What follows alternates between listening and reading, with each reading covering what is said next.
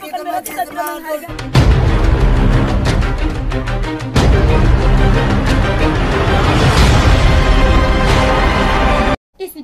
Isi di dalam peti. Saya punya adik malah yang bungkus dengan itu mantel orang mati.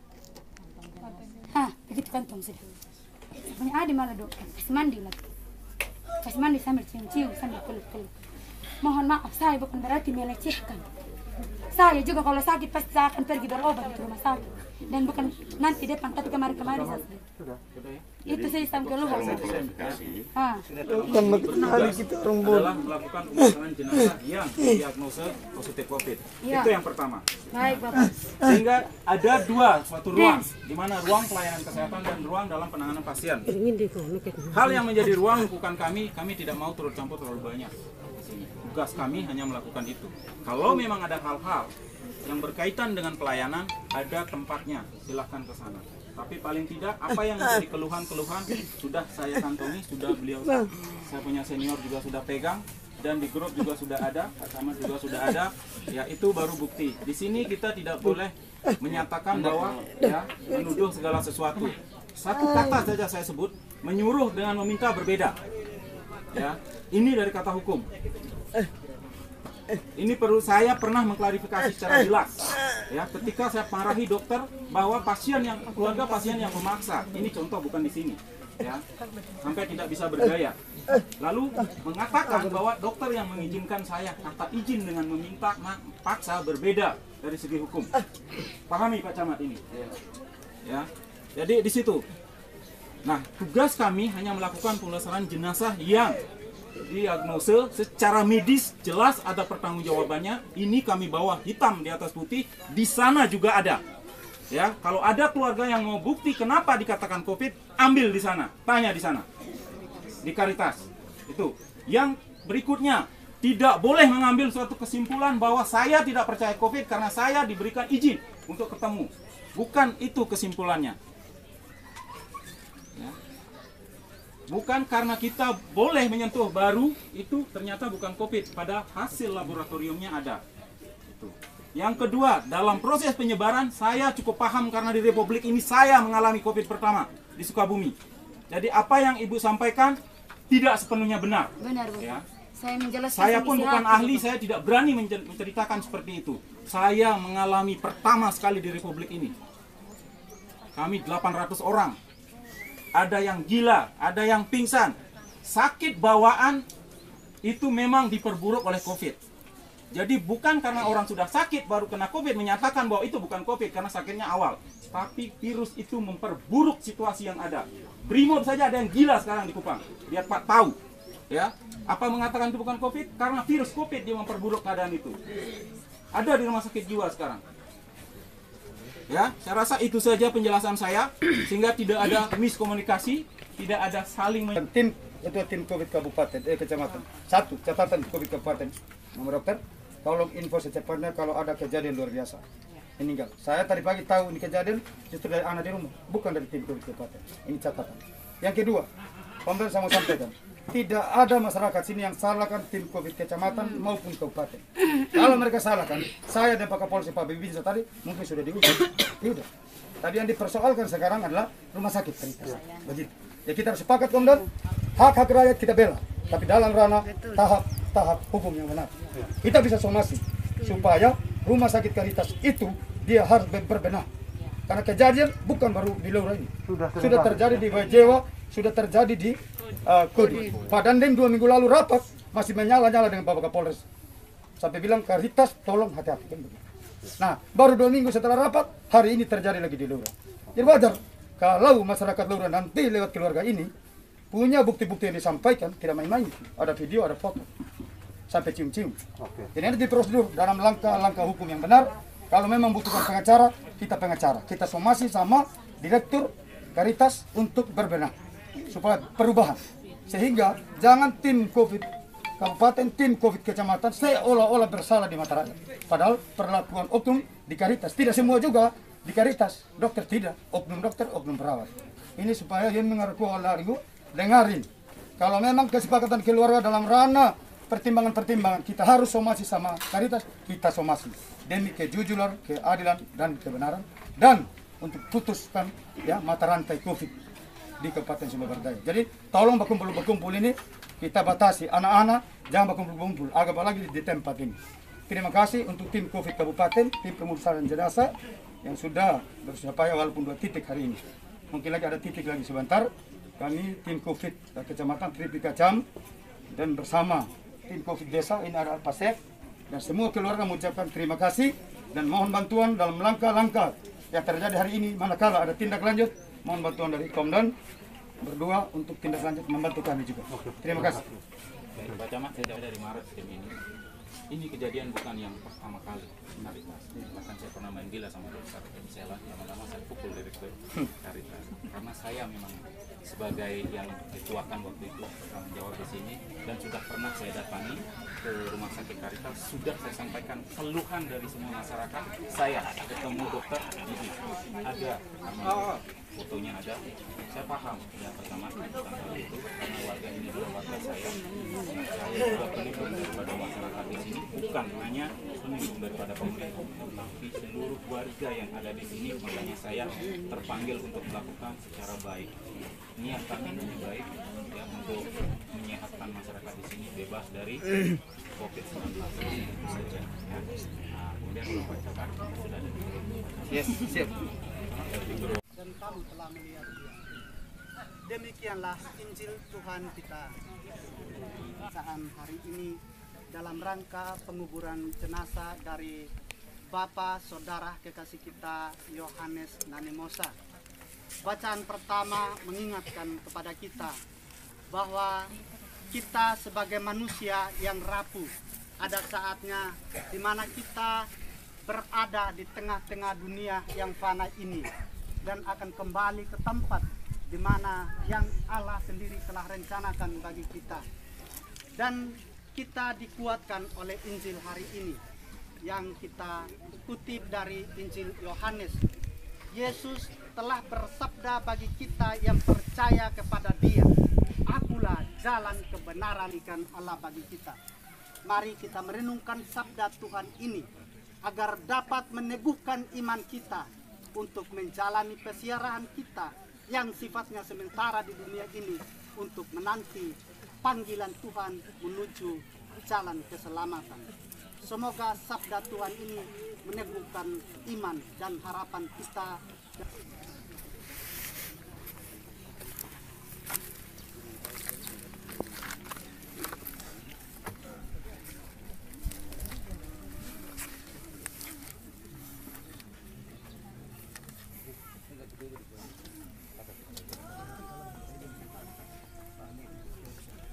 Kristus Tuhan dan pengantara kita.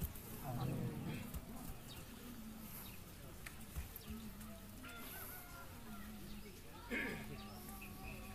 Dari tanah dan akan kembali menjadi tanah. Semoga Kristus yang telah mengalahkan kebinasaan maut.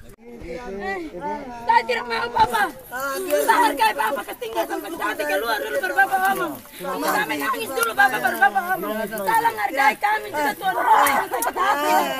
Tunggu dulu Bapak. Saya hargai Bapak bukan berarti kita tidak menghargai. Tolong Bapak. Hargai kita ini. Kenapa lo kenal kita ini? Bapak bukan sendiri menghargai ketinggalan juga kebinasaan. Kenapa? Udah bilang langsung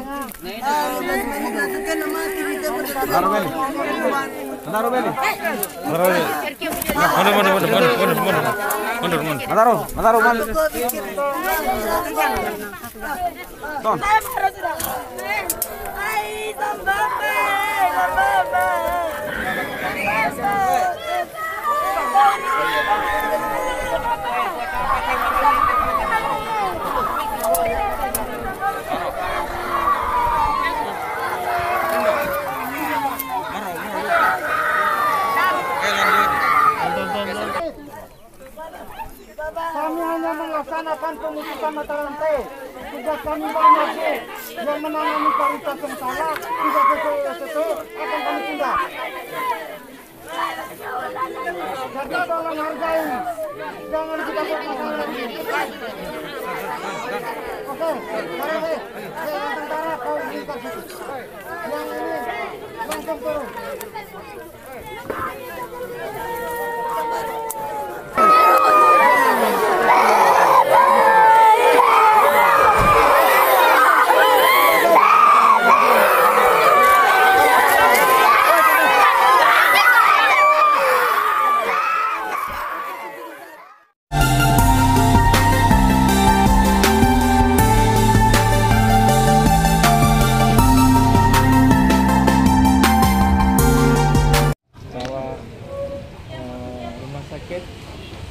dilakukan ya.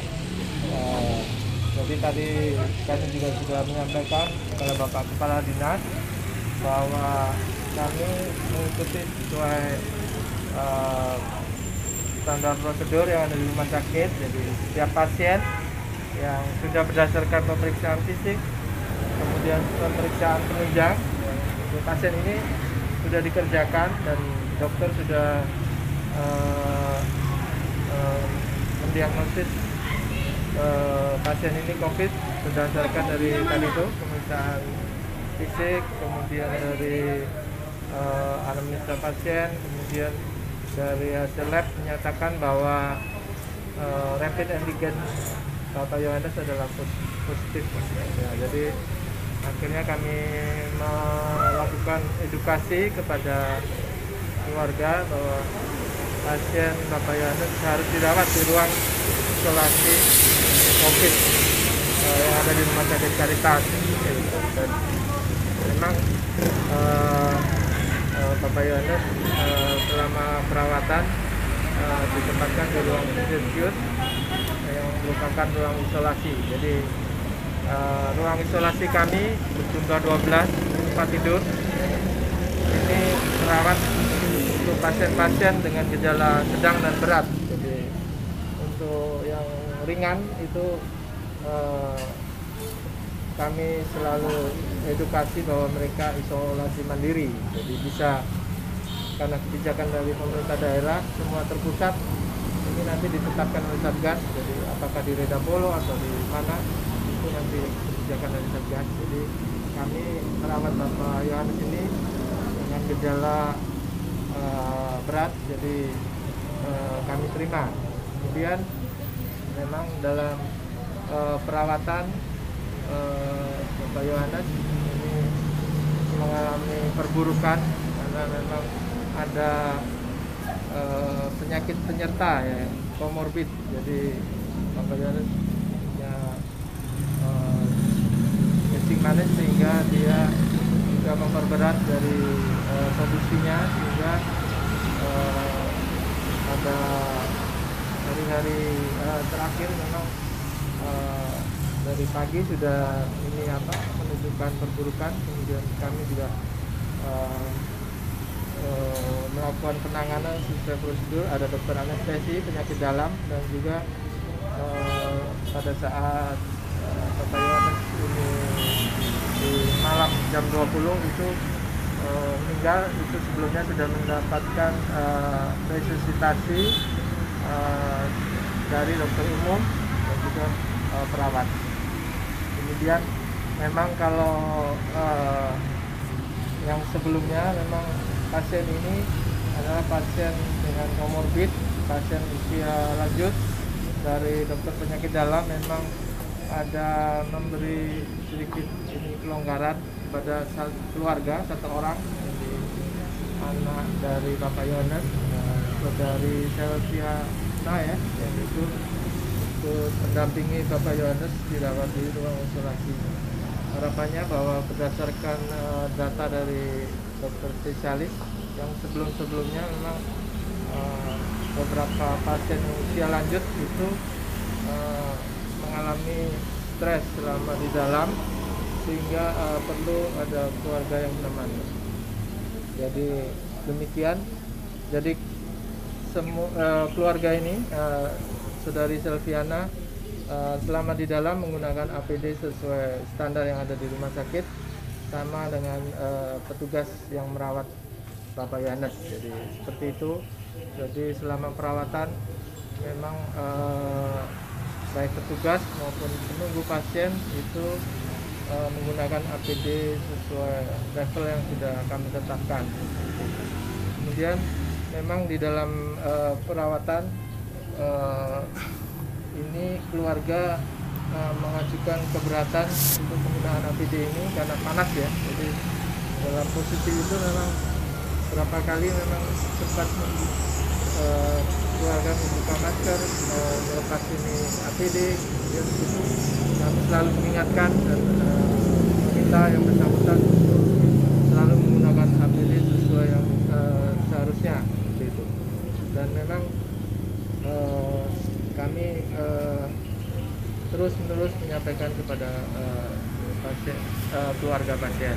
Kemudian di dalam perawatan jenazah kami mungkin menyampaikan bahwa Bapak Yohanes setelah meninggal itu perawat kami memang yang melakukan pemulasaran jenazah, jadi memandikan sampai nanti memasukkan di dalam kantong jenazah dan memasukkan di dalam peti jenazah.